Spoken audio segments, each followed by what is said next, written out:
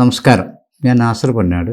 Channel 5+ലേക്ക് സ്വാഗതം. കേരളത്തെ പിടിച്ചുകുലുക്കിയ Hema commission റിപ്പോർട്ടും മുകേഷിന്റെ രാജിയുമൊക്കെ മാധ്യമങ്ങൾ ആഘോഷമാക്കിക്കൊണ്ടിരിക്കുകയാണ്. വൻ പ്രഹരശേഷിയുള്ള ഒരു വജ്രായുധം തന്നെ തൊടുത്തുവിട്ടുകൊണ്ട് CPMന്റെ നിലമ്പൂരിലെ സ്വതന്ത്ര MLA PV അൻവർ കഴിഞ്ഞ ദിവസങ്ങളിലെ ഫോൺ ചോർത്തലും പ്രസ്താവനയും അനന്തര നടപടികളുമൊക്കെ അൻവർ എന്നും വിവാദങ്ങൾക്ക് പിറകെയാണ്. കഴിഞ്ഞ തെരഞ്ഞെടുപ്പ് സമയത്ത് രാഹുൽ ഗാന്ധിയുടെ പ്രതിത്വം ചോദ്യം ചെയ്തുകൊണ്ട് നടത്തിയ പ്രസംഗം മുഖ്യമന്ത്രി ഒഴികെയുള്ള പാർട്ടിക്കാരും അല്ലാത്തവരുമായ നിഷ്പക്ഷമതികൾക്ക് വരെ വളരെ അപമതിപ്പുണ്ടാക്കിയതാണ്. അതുപോലെ പൊന്നാനി പാർലമെന്റ് തെരഞ്ഞെടുപ്പിൽ മത്സരിക്കുമ്പോൾ ഇവിടെ ഞാൻ പരാജയപ്പെട്ടാൽ എൻ്റെ നിയമസഭാ അംഗത്വം രാജിവെക്കുമെന്ന് പ്രസ്താവന ഇറക്കുകയും ഏകദേശം 2 ലക്ഷത്തോളം വോട്ടിന് അതിദയനീയമായി പരാജയപ്പെട്ടപ്പോൾ സ്വയം പ്രസ്താവന വിഴുങ്ങുകയും അതുപോലെ തന്നെ ജപ്പാനിൽ മഴ പെയ്യുന്നത് കേരളത്തിലെ കാലാവസ്ഥാ വ്യതിയാനം കൊണ്ടാണെന്ന പ്രസ്താവനയ്ക്ക് ട്രോളർമാർ ഒരു ചാകര തന്നെയായിരുന്നു അന്ന്. എന്നാൽ ഒരു കാര്യം പറയണമല്ലോ, അൻവറിൻ്റെ ഈ പ്രസ്താവന ശരിവെക്കും വിധം ഊട്ടിക്കടുത്ത് ഗൂഡല്ലൂർ ഇരുമ്പ് പാലം മലയിൽ ഇത് സൂചിപ്പിക്കുന്ന ജപ്പാൻ സർക്കാരിൻ്റെ ബോർഡുള്ള വനനിബിഡമായൊരു പ്രദേശം പ്രത്യേകം കമ്പിവേലി കെട്ടി തിരിച്ചത് എൻ്റെ ശ്രദ്ധയിൽ പെട്ടിട്ടുണ്ട് കേട്ടോ. ഇത് അൻവർ പറഞ്ഞു എന്ന് കരുതിയിട്ട് അങ്ങനെ ഒഴിവാക്കി പറയാൻ പറ്റില്ല. മലപ്പുറം ജില്ലയിലെ പ്രമുഖ കോൺഗ്രസ് കുടുംബത്തിൽ ജനിച്ച PV അൻവർ KSUവിൽ കൂടിയാണ് സജീവ രാഷ്ട്രീയത്തിലേക്ക് കടന്നു വന്നത്. എന്നാൽ PV അൻവറിനെ ജനം കൂടുതൽ അറിയുന്നത് 1995 നടന്ന മനാഫ് കൊലക്കേസിലൂടെയാണ്. അൻവറിന്റെ നാട്ടുകാരനായ വെള്ളച്ചാൽ പള്ളിപ്പറമ്പൻ മനാഫ് എന്ന 29കാരനായ ചെറുപ്പക്കാരനെ അതിക്രൂരമായി കൊല ചെയ്തു. കേസിൽ 2ാം പ്രതിയായിരുന്നു PV അൻവർ. കേസിലെ മറ്റ് പ്രതികൾ എല്ലാവരും തന്നെ മനാഫിന്റെ ബന്ധുക്കളും സുഹൃത്തുക്കളും. അക്കാലത്ത് അൻവർ എന്ന് കേൾക്കുമ്പോൾ തന്നെ എല്ലാവർക്കും ഒരു ഭയമായിരുന്നു. അന്ന് പറഞ്ഞു കേട്ട കഥകൾ അത്തരത്തിലായിരുന്നു. അതിൽ എത്ര ശരിയുണ്ട് തെറ്റുണ്ട് എന്ന് എനിക്കിപ്പോഴും അറിയില്ല കേട്ടോ. കുത്തുകൊണ്ട് വീണ മനാഫ് വെള്ളം ചോദിച്ചപ്പോൾ ചോര പുരണ്ട കത്തി വടിച്ച് ചോര വായിൽ ഒഴിച്ചു കൊടുത്തു എന്നും സ്വാതന്ത്ര്യ സമര സേനാനിയും KPCC അംഗമായിരുന്ന അൻവറിൻ്റെ പിതാവ് ഷൗക്കത്ത് സാഹിബ് മരിച്ചപ്പോൾ മയ്യത്ത് മറമാടുന്ന സമയത്ത് പടക്കം പൊട്ടിച്ച് ജനങ്ങൾ ആഘോഷിച്ചതായുമൊക്കെ അന്ന് പറഞ്ഞു കേട്ടിരുന്നു. അതല്ല, മരിച്ച മനാഫിൻ്റെ കുടുംബ സ്വത്തുമായി ബന്ധപ്പെട്ട ഒരു നടപടിക്രമങ്ങൾക്കിടയിൽ അതിൽ മനാഫുണ്ട്. തലേ ദിവസം മനാഫിൻ്റെ ഓട്ടോറിക്ഷയും വേറൊരു ബൈക്കുമായി ഉണ്ടായ ചില കശപിശുമായി ബന്ധപ്പെട്ട് അൻവറിൻ്റെ ബന്ധു ഇടയിൽ കയറി അപ്രതീക്ഷിതമായി കത്തികൊണ്ട് കുത്തുകയായിരുന്നുവെന്നും അതിൽ അൻവറിന് യാതൊരു അറിവുണ്ടായിരുന്നില്ല എന്നും പറഞ്ഞു കേൾക്കുന്നുണ്ട്. എന്തെന്നായാലും നീണ്ട കോടതി വ്യവഹാരങ്ങൾക്കൊടുവിൽ 1ാം സാക്ഷി കൂറുമാറിയത് കൊണ്ട് 2ാം പ്രതിയെ അൻവർ അടക്കം 21 പ്രതികളെ കോടതി വെറുതെ വിട്ടു. മനാഫിന്റെ ബന്ധുക്കൾ നൽകിയ പുനഃപരിശോധന ഹർജി ഇപ്പോഴും ഹൈക്കോടതിയുടെ പരിഗണനയിലാണ്. ഞാൻ അൻവറിനെ ആദ്യമായി കാണുന്നത് കോഴിക്കോട് ഒരു വർഷമായി എവിടെയാണെന്നറിയാതെ പോലീസ് ഇരുട്ടിൽ തപ്പിക്കൊണ്ടിരിക്കുന്ന മാമി എന്ന് പറയുന്ന റിയൽ എസ്റ്റേറ്റ് ബിസിനസ്സുകാരൻ്റെ സൗഹൃദ വലയത്തിൽപ്പെട്ട ഒരു പ്രമുഖ റിയൽ എസ്റ്റേറ്റ് ബിസിനസ്സുകാരൻ്റെ കൂടെ ഫറോക്കിൽ വെച്ചാണ്.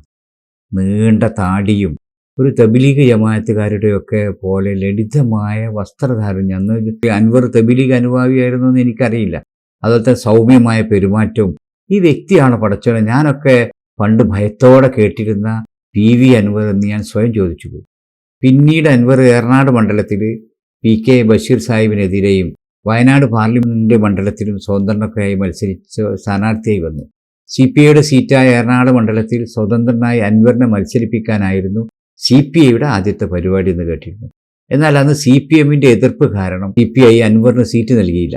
CPIയിൽ തന്നെ അതിൻ്റെ പേരിൽ പ്രശ്നങ്ങൾ ഉടലെടുക്കുകയും CPIയുടെ മലപ്പുറം ജില്ലയിലെ കേരളത്തിൽ തന്നെ അറിയപ്പെടുന്ന പ്രമുഖ നേതാവായിരുന്ന അഡ്വക്കേറ്റ് M റഹ്മത്തുള്ള അടക്കമുള്ള പലരും CPIയിൽ നിന്ന് രാജിവെച്ച് മുസ്ലിം ലീഗിൽ ചേർന്നതൊക്കെ അക്കാലത്താണ്.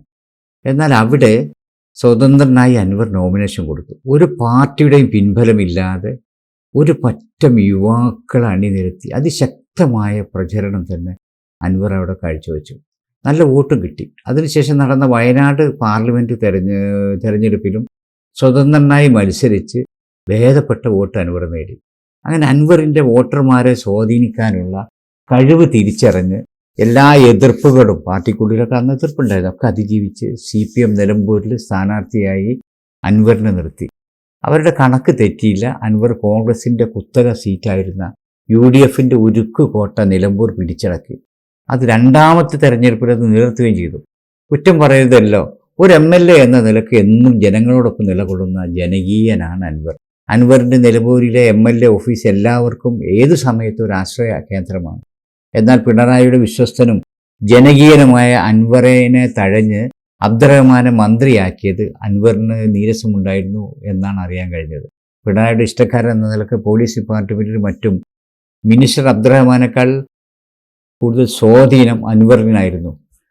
ഒരു പ്രാവശ്യം ഈ കവളപ്പാറയിലെ ഭൂമി പ്രശ്നവുമായിട്ട് അൻവറുമായി ഉടക്കിയ അന്നത്തെ കലക്ടർ ജാഫർ മാലിക്കിനെ രായ്ക്ക് രാമാനം സ്ഥലം മാറ്റിയതും ഒക്കെ ഉദ്യോഗസ്ഥന്മാർക്ക് അൻവർ MLA സാറായി മാറി. എന്നാൽ PK ശശി പിണറായിയുടെ പൊളിറ്റിക്കൽ സെക്രട്ടറിയായി വന്നതോടെ അൻവറിൻ്റെ പഴയ സ്വാധീനത്തിന് ഇടിച്ചിൽ പറ്റി. പോലീസ് ഉദ്യോഗസ്ഥന്മാരൊക്കെ അൻവറിൻ്റെ കൽപ്പനകളെ പണ്ടത്തെ പോലെ അല്ലാതെ അവഗണിക്കാൻ തുടങ്ങി. ഇപ്പോൾ അൻവർ ഉന്നയിക്കുന്ന കടുത്ത ആരോപണങ്ങൾ ലക്ഷ്യമിടുന്നത് ADGPയാണോ മുഖ്യമന്ത്രിയാണോ അതോ ഇനി ശശിയാണോ എന്നൊന്നും ഒരു എത്തും പിടിയും കിട്ടുന്നില്ല. കാരണം അൻവറാണ് കക്ഷി. എല്ലാ കളരിയും 18 അടവും പഠിച്ച ഒന്നാം തരം കളിക്കാരനാണ് അൻവർ. ഞാനിങ്ങനെ സംശയിക്കാൻ കാരണം തൃശ്ശൂരിൽ സുരേഷ് ഗോപിയെ ജയിപ്പിക്കാൻ വേണ്ടി ADGP അജിത് കുമാർ ചരട് വലിച്ചു എന്ന ആരോപണമാണ്. ഇത് അൻവറാണ് ഇപ്പോൾ ഉന്നയിച്ചത്. ഇലക്ഷൻ സമയത്ത് തന്നെ ചാനൽ 5+ ഒരു സാധാ IPS ഓഫീസർ പോലീസ് SPക്ക് തൃശ്ശൂർ പൂരം പോലെയുള്ള ഇങ്ങനെ കേരളത്തിൻ്റെ ഒരു പ്രധാനപ്പെട്ട ഒരു ആഘോഷം ഇങ്ങനെ കലക്കാൻ ധൈര്യം കാണില്ല എന്ന് സൂചിപ്പിച്ചിരുന്നു. ഇതേ ആരോപണം തന്നെയാണ് അൻവർ ഉന്നയിച്ചത്. ഒരു ചാനൽ ചർച്ചയിലും അൻവർ പറഞ്ഞത് മുഖ്യമന്ത്രി എനിക്ക് പിതാവിനെ പോലെയാണ്, മുഖ്യമന്ത്രി ഇതൊന്നും അറിഞ്ഞിട്ടുണ്ടാവില്ല എന്നൊക്കെയാണ്.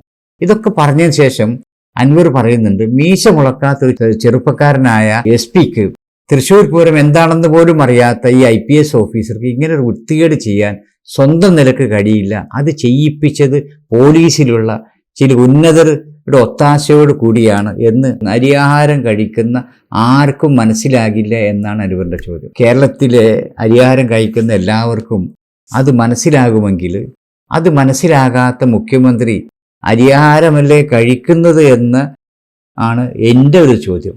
അൻവറിൻ്റെ ആരോപണങ്ങൾ പരാമർശിക്കപ്പെട്ട ഈ വിഷയങ്ങളൊക്കെ ആഭ്യന്തര വകുപ്പിൻ്റെ പരാജയത്തെക്കുറിച്ചാണ് ചൂണ്ടിക്കാണിക്കുന്നത്. ഇത്രയും വൻ സംഭവങ്ങൾ കേരളത്തിലുണ്ടായിട്ടും ഇരട്ട ചെങ്കുള്ള മുഖ്യമന്ത്രിക്ക് ഇതുവരെ അതൊന്നും മനസ്സിലാക്കാൻ കഴിഞ്ഞില്ല. പിന്നെ എന്തിനാണ് അദ്ദേഹം ഈ ആഭ്യന്തരം കയ്യിൽ വെച്ച് കൊണ്ട് നടക്കുന്നത്? എല്ലാം ശശിക്കും ഉദ്യോഗസ്ഥന്മാർക്കും വിട്ടുകൊടുത്ത് ഞാൻ കണ്ടില്ല, കേട്ടില്ല, ഞാൻ പഠിച്ചില്ല, പഠിച്ചിട്ട് പറയാം എന്നൊക്കെ പറയുന്നൊരു മുഖ്യമന്ത്രിയെക്കുറിച്ച് പ്രതിപക്ഷം പറഞ്ഞതിന് അടിവരയിടുകയാണ് ശ്രീ PV അൻവർ. വിവാദ നായകനായ സുജിത് ദാസ് IPS മലപ്പുറം കലക്ടറായി വാണ സമയത്ത് മലപ്പുറം ജില്ലയെ ക്രിമിനലുകളുടെയും കള്ളക്കടത്തുകാരുടെയൊക്കെ താവളമാക്കി ചിത്രീകരിച്ചുകൊണ്ട് അദ്ദേഹത്തിൻ്റെ പ്രസ്താവനകളും പ്രവർത്തനങ്ങളൊക്കെ MSF അടക്കമുള്ള മുസ്ലിം ലീഗും ഒക്കെ തന്നെ അതിൽ പ്രതിഷേധിച്ചപ്പോൾ അതിൽ വർഗീയത കാണാൻ കഴിഞ്ഞിരുന്ന CPMകാർക്ക് ഇതൊരു പാഠമാകട്ടെ. കാരണം ഇപ്പോൾ നിങ്ങൾക്കത് പറഞ്ഞു തരുന്നത് PV അൻവർ, നിങ്ങളുടെ പ്രിയപ്പെട്ട അൻവർക്ക MLA ആണ്. സ്വർണ്ണക്കള്ളക്കടത്തിലും കടത്തിയ സ്വർണം പൊട്ടിക്കലിലും അതിന് പിന്നിൽ നടന്ന കൊലപാതകങ്ങൾക്ക് വരെ ഉന്നത പോലീസ് ഉദ്യോഗസ്ഥന്മാർക്ക് ബന്ധമുണ്ടെന്ന ആരോപണം അതീവ ഗുരുതരമാണ്. സ്വപ്ന സുരേഷിൻ്റെ സ്വർണ്ണക്കള്ളക്കടത്ത് ബിരിയാണി ചെമ്പിൽ എന്തോ കരിഞ്ഞ മണം നമുക്കടിക്കുന്നില്ലേ എന്നൊരു സംശയം. ഇന്ന് പോലീസ് DGPയെ പോലും നിഷ്പ്രഭമാക്കി പോലീസിനെ അടക്കി ഭരിക്കുന്ന പിണറായിയുടെ മനസാക്ഷി സൂക്ഷിപ്പുകാരനായി ക്രമസമാധാന ചുമതലയുള്ള ADGPയായി മാറുന്നതിന് തൊട്ടു മുമ്പ് ഇന്നത്തെ ADGP വിജിലൻസ് ഡയറക്ടറായിരുന്നു. ആ സമയത്താണ് സ്വപ്ന സുരേഷിൻ്റെ ഒരു പ്രസ്ഥാനം വരുന്നത്. മുഖ്യമന്ത്രിക്കും കുടുംബത്തിനും എതിരെയുള്ള വ്യക്തമായ തെളിവുകൾ തൻ്റെ പക്കലുണ്ട് എന്ന് പറഞ്ഞുകൊണ്ട് അന്ന് പാലക്കാട് ഡിവിഷനിലെ വിജിലൻസ് ടീമിനെ വിട്ടുകൊണ്ട് ഈ രേഖകളൊക്കെ കൈവശമുണ്ട് എന്ന് പറയുന്ന സ്വപ്ന സുരേഷിൻ്റെ സുഹൃത്ത് PS ശരത്തിനെ തമിഴ്നാട്ടിലേക്ക് തട്ടിക്കൊണ്ടുപോവുകയും മൊബൈൽ ഫോണും മറ്റു രേഖകളൊക്കെ തട്ടിയെടുക്കുകയും ചെയ്ത് അന്ന് ഏറെ വിവാദമായതാണ്. കുറച്ചു കാലം ഒന്ന് മാറി നിർത്തിയെങ്കിലും ഈ ADGP പിന്നെ വരുന്നത് അതിശക്തനായിട്ടാണ്. ഉദ്ദിഷ്ട കാര്യത്തിന് ഉപകാര സ്മരണ എന്ന രീതിയിൽ പിണറായിയുടെ മനസ്സാക്ഷി സൂക്ഷിപ്പുകാരനായി ക്രമസമാധാന നിലയുള്ള ADGPയായി അദ്ദേഹത്തിന് സ്ഥാനക്കയറ്റം നൽകുകയാണ് ചെയ്തത്. ഈ കോഴിക്കോട് കണ്ണൂർ എയർപോർട്ടിൽ നിന്ന് കള്ളക്കടത്ത് സ്വർണം ബാംഗ്ലൂരിലേക്ക് കൊണ്ടുപോകുന്ന സംഘത്തെ ആക്രമിക്കുന്ന സ്വർണം പൊട്ടിക്കൽ സംഘത്തിൽ കണ്ണൂരിലെ പ്രമുഖ CPM നേതാവിന് മകന് പങ്കുണ്ടെന്ന് ഈയിടെ CPMൽ നിന്ന് പുറത്തുപോയ കണ്ണൂരിലെ യുവ നേതാവ് ആരോപണം ഉന്നയിച്ചിരുന്നു. ആ സംഘവുമായി മലപ്പുറം SP സുജിത് ദാസിനും പങ്കുണ്ടായിരുന്നു എന്നും അൻവർ പറയുന്നു. എയർപോർട്ടിൽ CCTV ക്യാമറയുള്ളതുകൊണ്ട് കരിയറുടെ കയ്യിൽ സ്വർണമുണ്ടെന്ന് ഉറപ്പുണ്ടെങ്കിലും അത് പിടിക്കാതെ പുറത്തു വിടുകയും വിവരം പുറത്ത് കാത്തു നിൽക്കുന്ന പോലീസ് ടീമിനെ അറിയിക്കുകയും അവരും പൊട്ടിക്കൽ ടീമും ചേർന്ന് ഇത് തട്ടിയെടുക്കുകയും ചെയ്യാറാണ് പതിവെന്ന് അൻവർ പറയുന്നു. സജിത് ദാസിൻ്റെ കാലത്ത് കോഴിക്കോട് എയർപോർട്ടിൽ നിന്ന് അത്യാധുനിക ക്യാമറയും എക്സ്റേ സംവിധാനവും ഒക്കെയുള്ള കസ്റ്റംസിൻ്റെ കണ്ണുകളെ വെട്ടിച്ച് പുറത്ത് കിടക്കുന്ന ഈ കിലോ കണക്കിന് സ്വർണമായി വരുന്ന കരിയർമാരെ വളരെ സമർത്ഥമായിട്ട് എയർപോർട്ട് പരിസരത്ത് വെച്ച് തന്നെ അവരെ വലിയ പിന്നാലെ കൂടിയിട്ടൊന്നുമല്ല, എയർപോർട്ട് കരിപ്പൂർ സ്റ്റേഷൻ്റെ പരിധിയിൽ വെച്ച് തന്നെ പിടികൂടുന്ന ഒരു സംഭവം എന്നും വാർത്തയായിരുന്നു. ഇതെങ്ങനെ സംഭവിക്കുന്നു എന്ന് പലർക്കും അന്ന് സംശയമുണ്ടായിരുന്നു. മുൻ SP സജിത് ദാസ് കസ്റ്റംസ് ഉദ്യോഗത്തിൽ നിന്നാണ് IPSലേക്ക് വന്നത് എന്ന് കൂടെ അൻവർ വെളിപ്പെടുത്തുന്നു. അൻവറിൻ്റെ തൊട്ടടുത്ത നാട്ടിൽ എടവണ്ണ ചമ്പക്കുത്ത് സ്വദേശി അറയിലകത്ത് റിധാൻ എന്ന 28 വയസ്സുകാരൻ ചമ്പക്കുത്ത് മലയിൽ വെടിയേറ്റ് മരിച്ചു കിടക്കുന്നത് കുറച്ചു മുമ്പാണ്. ഇതിലും ഈ പോലീസ് ഉദ്യോഗസ്ഥന്മാർക്ക് പങ്കുണ്ട്, അത് സ്വർണ്ണ പൊട്ടിക്കലുമായി ബന്ധപ്പെട്ടാണെന്ന ഒരു പുതിയ വെളിപ്പെടുത്തലും കൂടിയാണ് PV അൻവർ നടത്തുന്നത്. അതുപോലെ തന്നെ റിയൽ എസ്റ്റേറ്റുകാരനായ മാമി, അദ്ദേഹത്തെ കാണാതായിട്ട് 1 വർഷം കഴിഞ്ഞു. ഇതിന് പിന്നിലും സ്വർണ്ണ പൊട്ടിക്കൽ ടീമാണ് എന്നാണ് അൻവർ സൂചിപ്പിക്കുന്നത്. ഒരു കാര്യം സാന്ദർഭികമായി ഞാനിവിടെ സൂചിപ്പിക്കട്ടെ. മാമിയുമായി നല്ല പരിചയമുള്ള ഒരു വ്യക്തിയാണ് ഞാനും. ഒരു 3 വർഷമായിട്ടുണ്ടാവും ഞങ്ങളിപ്പോൾ നേരിൽ കണ്ടിട്ട്. മലപ്പുറം ഭാഷയിൽ പറഞ്ഞാൽ അട്ടയുടെ കണ്ണും ഭൂമിയുടെ പൊക്കിളും കണ്ട ഒന്നാന്തര റിയൽ എസ്റ്റേറ്റുകാരനായിരുന്നു മാമി. ഒരു മുജാഹിദ് പ്രസ്ഥാനത്തിൻ്റെ അടിയുറച്ച പ്രവർത്തനം, കേരളത്തിലെ അറിയപ്പെടുന്ന ഒരു പ്രമുഖ മുജാഹിദ് പ്രഭാഷകൻ്റെ ബിസിനസ് പാർട്ണറും ഒക്കെയാണ് മാമി എന്ന് പറഞ്ഞു കേട്ടിട്ടുണ്ട്. ആരോടും പുഞ്ചിരിച്ചുകൊണ്ട് മാത്രം സംസാരിക്കുന്ന ലളിതമായ വസ്ത്രധാരണവും ഭക്ഷണ രീതിയുമുള്ള മാമിക്ക് പെണ്ണ് കെട്ടുന്ന ഹോബി ഒഴിച്ചാൽ മറ്റ് പറയത്തക്ക ദുശീലങ്ങളൊന്നും തന്നെ ഇല്ല എന്നാണ് എൻ്റെ അറിവ്. ഈ കേന്ദ്രം ഭരിക്കുന്ന BJPയുടെ ചില ബിനാമി ഇടപാടുകളിലൊക്കെ നടത്തുന്നത് മലബാറിലെ പ്രമുഖ ചില ബിസിനസ് ടീമാണെന്ന് പറഞ്ഞു കേട്ടിരുന്നു. ഇവരാണോ ഇതിൽ പിന്നിലെന്നും അറിയില്ല. എന്തായാലും മാമി ഇന്ന് ജീവിച്ചിരിപ്പുണ്ടോ ഇല്ലയോ എന്ന് നമുക്ക് യാതൊരു അറിവുമില്ല. അൻവർ സൂചിച്ച പോലെ അന്വേഷണ സംഘത്തെ ആരൊക്കെയോ കൂച്ചുവിലങ്ങിടുന്നതായി സംശയിക്കുന്നതിൽ തെറ്റില്ല. ഞാനിത് ഷൂട്ട് ചെയ്യുമ്പോൾ ചാനലുകൾ ചർച്ച ചെയ്യുന്നത് പോലീസ് അസോസിയേഷൻ്റെ മീറ്റിങ്ങിൽ പരാമർശവിധേയനായ ഉദ്യോഗസ്ഥനെ മുന്നിൽ നിർത്തിക്കൊണ്ട് മുഖ്യമന്ത്രി നിശ്ചിതമായ ഭാഷയിൽ വിമർശിച്ചു എന്നാണ്. എത്ര പ്രഗത്ഭനായ ഉദ്യോഗസ്ഥനായാലും മുഖം നോക്കാതെ നടപടിയെടുക്കുമെന്ന് അദ്ദേഹം പറഞ്ഞത്രേ. ഇതിലൊന്നും എനിക്കൊരു പുതുമയും കാണുന്നില്ല കേട്ടോ. കാരണം മുഖ്യമന്ത്രിയുടെ നവകേരള യാത്രയിൽ ലോകം മുഴുവൻ നേരിൽ കണ്ടുകൊണ്ടിരിക്കുകയാണ്. ചാനലിലൊക്കെ കണ്ണൂരിൽ വെച്ച് DYFI പ്രവർത്തകർ മുഖ്യമന്ത്രിക്കെതിരെ കരിങ്കൊടി കാണിച്ച യൂത്ത് കോൺഗ്രസ് പ്രവർത്തകരെ പിടിച്ച് ഹെൽമറ്റ് കൊണ്ടും ചെടിച്ചട്ടി കൊണ്ടൊക്കെ മർദ്ദിക്കുന്നത്. അതുപോലെ തന്നെ കൊടും വെയിൽ കൊണ്ടിട്ട് മുഖ്യമന്ത്രി കാത്തിരിക്കാൻ സ്കൂളുകൾക്ക് അവധി കൊടുത്ത് തെരുവിൽ വെയിലത്ത് കാത്തിരിക്കുന്ന കുഞ്ഞുങ്ങളെ നമ്മളൊക്കെ TV കണ്ടതാണ്. മുഖ്യമന്ത്രിയുടെ കരിങ്കൊടി കാണിച്ച വികലാംഗനായ യൂത്ത് കോൺഗ്രസ് പ്രവർത്തകനെ മാർക്സിസ്റ്റുകാരും മുഖ്യമന്ത്രിയുടെ അകമ്പടി വാഹനത്തിൽ നിന്നും യൂണിഫോമിൽ ഇറങ്ങിയ അദ്ദേഹത്തിൻ്റെ അംഗരക്ഷകരും കൂടി അതിക്രൂരമായി മർദ്ദിക്കുന്നത്.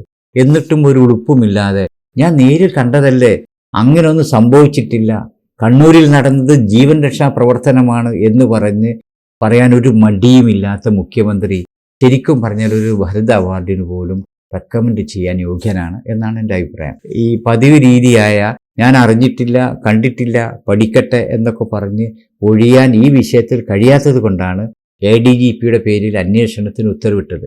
ആരോപണ വിധേയനായ ADGPയെ ഈ തൽസ്ഥാനത്ത് നിന്ന് മാറ്റി നിർത്തി അന്വേഷണം നടത്തണമെന്ന് DGPയുടെ ആവശ്യം മുഖ്യമന്ത്രി ഈ നിമിഷം വരെ പരിഗണിച്ചിട്ടില്ല. കാരണം അങ്ങനെ മാറ്റി നിർത്തുകയാണെങ്കിൽ ADGPയെ മാത്രമല്ല കള്ളന് കഞ്ഞിവെച്ച് ഒപ്പം കൂടിയ പൊളിറ്റിക്കൽ സെക്രട്ടറി ശശിയെ കൂടി മാറ്റേണ്ടി വരും. ശിവശങ്കരനും രവീന്ദ്രനും സ്വപ്ന സുരേഷിനൊക്കെ പിറകെ ഈ ADGPയും പടിയിറങ്ങേണ്ടി വന്നാൽ ആരോട് എന്തൊക്കെ വിളിച്ചു പറയുമെന്ന് ഒരു ഊഹവുമില്ല. ഇപ്പോൾ പ്രമാദമായ ഹേമ കമ്മീഷൻ റിപ്പോർട്ട് നമ്മൾ കണ്ടു. 4 വർഷത്തിലധികമായി ഈ റിപ്പോർട്ട് മുഖ്യമന്ത്രിയും ബന്ധപ്പെട്ടവരും കണ്ടിട്ട്. എന്നിട്ടും ഈ റിപ്പോർട്ടിൽ പറയുന്ന പരാമർശങ്ങളൊക്കെ അവരൊക്കെ കണ്ടു കാണുമല്ലോ. അതിനുശേഷമാണ് നമ്മുടെ വിവാദ നായകൻ രഞ്ജിത്തിനെയും കമലിനെയും ഒക്കെ ഫിലിം ഡെവലപ്മെൻറ്റ് കോർപ്പറേഷൻ ചെയർമാനാക്കാനും മുകേഷിനെ MLA ആക്കിയിട്ടും പോരാതെ MP ആക്കാനൊക്കെ ഇവർ ശ്രമിച്ചത് എന്ന് കൂടെ നമ്മൾ ഓർക്കണം. ഞാൻ ആലോചിച്ചു പോകുന്നത് ഇത്തരം കോലാഹലങ്ങളും ആരോപണങ്ങളും ഒക്കെ UDFൻ്റെ കാലത്താണെങ്കിൽ ഇപ്പോൾ തന്നെ കേരളം CPMമാർ തീയിട്ട് നശിപ്പിച്ചേനെ. ഞാൻ ഓർത്തു പോവുകയാണ്, മുകേഷ് MLA കനത്ത പരാജയമാണെന്ന് ചാനൽ ചർച്ചയിൽ പ്രതിപക്ഷത്തെ ആരോ ഉന്നയിച്ചപ്പോൾ ഞങ്ങൾ പൊതിച്ചോറ് കൊടുത്തില്ലേ എന്ന് പറഞ്ഞ വാഴക്കുലകളും മരവാഴകളൊക്കെ നീനാൾ വായുന്ന പാർട്ടിയിൽ അൻവറിൻ്റെ ശബ്ദം വേറിട്ട് തന്നെ നിൽക്കുന്നു. ആരൊക്കെ എന്തൊക്കെ പറഞ്ഞാലും ഇരട്ടച്ചങ്കനും കാരണഭൂതരും ദൈവവും അവതാരവുമൊക്കെയായി ബാലനാദി ഭക്തർ പാടിപ്പുകഴ്ത്തുന്ന പിണറായിക്കും ആഭ്യന്തര വകുപ്പിനുമെതിരെ ഇത്ര ശക്തമായി പ്രതികരിക്കാൻ തൻ്റെടം കാണിച്ച അൻവർ പുലിക്കുട്ടി തന്നെയാണ് പുലിക്കുട്ടി.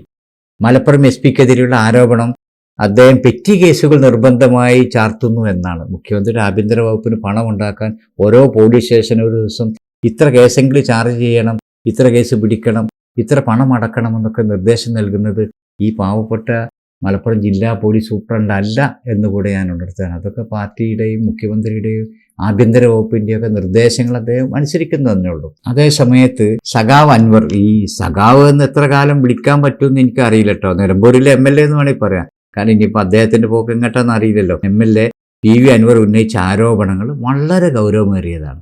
പോലീസിലെ ക്രിമിനൽ മാഫിയ ബന്ധവും MLA-മാരുടെയും മുഖ്യമന്ത്രിയുടെ അടക്കമുള്ള ഫോൺ കോൾ വരെ ചോർത്തുന്നു തുടങ്ങിയ ഓരോ ദിവസവും അൻവർ പുറത്തുകൊണ്ടിരുന്ന രഹസ്യങ്ങൾ ഇന്നവരെ പ്രതിപക്ഷങ്ങൾക്കോ കേരളത്തിലെ അന്വേഷണാത്മക പത്രപ്രവർത്തകർക്കോ കണ്ടെത്താൻ കഴിയാത്തതാണ്. തിരുവനന്തപുരത്ത് ഇവിടെയൊക്കെ മൂക്കിന് മുന്നിൽ കോടികൾ വിലമതിക്കുന്ന 12,000 സ്ക്വയർ ഫീറ്റ് ബഹുനില കെട്ടിടം, കൊട്ടാരം എന്നൊക്കെ പറയാം, ഈ പറയപ്പെട്ട ADGP പണി കഴിക്കുന്ന വിവരം പുറത്തു കൊണ്ടുവരാനും ഈ അൻവർ തന്നെ വേണ്ടി വരും. നമുക്ക് കാത്തിരുന്ന് കാണാം അൻവർ എവിടെ വരെ പോകും, എങ്ങോട്ട് പോകും, ആരൊക്കെ ചൊല്ലിടും, ആർക്കൊക്കെ പണി കിട്ടുമെന്ന്. ഒരു കാര്യം കൂടി, ചെറിയ സംശയം കൂടി ഞാൻ ചോദിക്കട്ടെ.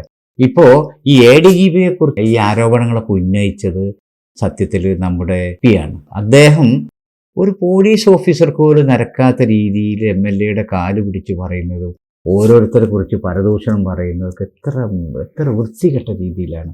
അപ്പോൾ അദ്ദേഹത്തെ എത്രമാത്രം മുഖവിലക്കെടുക്കാൻ പറ്റും എന്നുകൂടെ, ഇത്രയും വൃത്തിപ്പെട്ട അൻവറുടെ ഭാഷയിൽ പറഞ്ഞാൽ ഒരു ഭൂലോക ഫ്രോഡായ SP-യുടെ ഒരു വാക്ക് എത്രത്തോളം ശരിയാണ് എന്നുകൂടെ നമുക്ക് ഇരുന്ന് കാണേണ്ടതാണ്. നമസ്കാരം.